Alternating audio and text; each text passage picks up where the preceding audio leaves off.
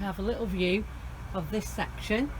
We've got a great sunflower that's really gone above our garage.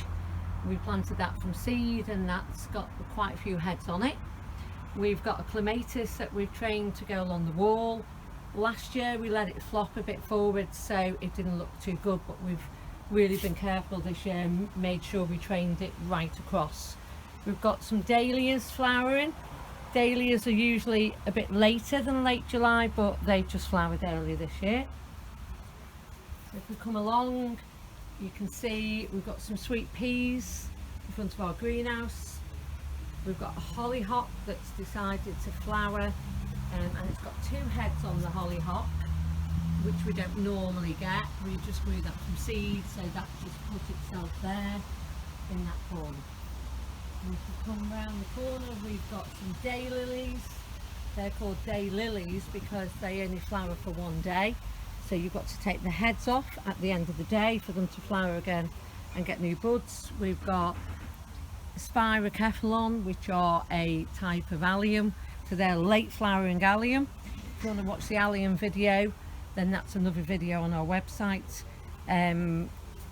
We've grown some Nicotiana, which are the green ones, and we grew them from seed, so they are annuals. We don't often do annuals, but we just decided to do them this year. So as you move around, and we've got some lilies. Again, you can watch the videos. We grow lots of lilies. So what we're doing now, it's the end of July, is we're preparing to ensure that we have flowers all through the year, and that's one of the most difficult things with gardening, is making sure there's always something in flower. So we have to get ready now for that. Go. So these are our perennials that we've just bought, and we know that they will flower sort of late August, early September, and through that part of the season. So we've got two types of Rudbeckia here.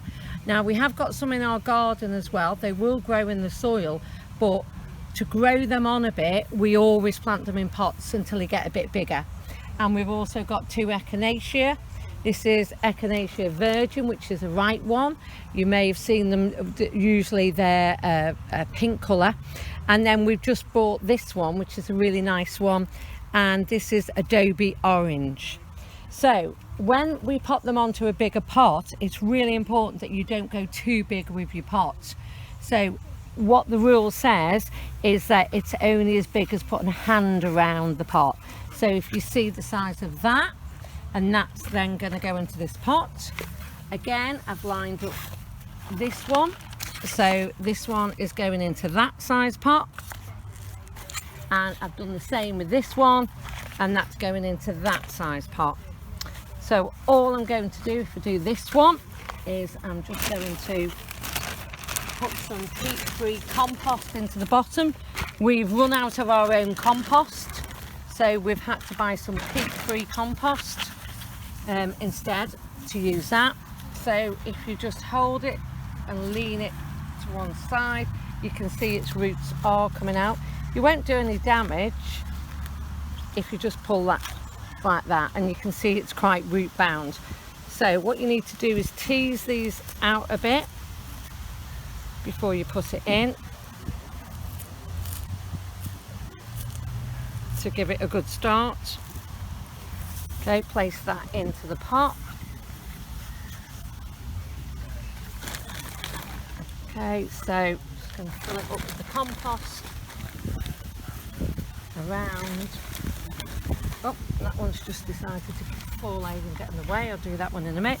If you just give it a shake, you can actually make sure it is actually gone round there. So I need a bit more there. Keep shaking the pot to make sure it's fairly even. Okay, and then we're just going to water that in. And that will stay in the pot all this summer. We might put it into our border at some point, or put it onto our patio, and then next summer it will flower again, and then when it gets really much bigger, then we'll put it into the garden.